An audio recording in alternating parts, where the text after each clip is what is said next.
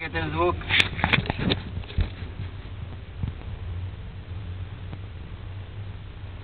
Myslíš to? Tak toč. Doleva. Toč.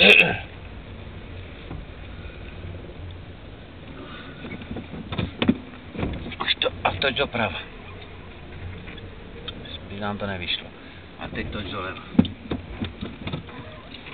Dobře, toč. Tak a pouštěj. To je jak když řeknu v mydli to, že? Doprava, toč, doprava. Když řeknu pust, tak to pust. A pouštěj. Neslyším žádný šustění. Doprava je. A pouštěj.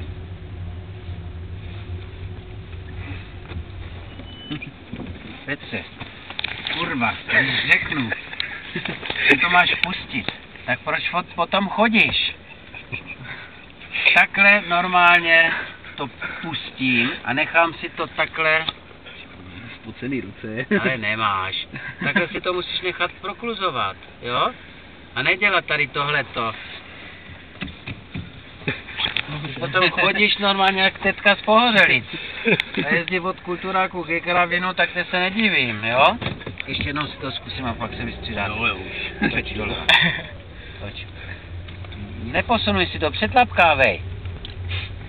Tak, a pouštěj. No, to není špatný už, no. Dobrý, tak. Musíš si to ale pustit víc, protože to se by moc zadržovat. Tak, sedni si dozadu, odpočin si.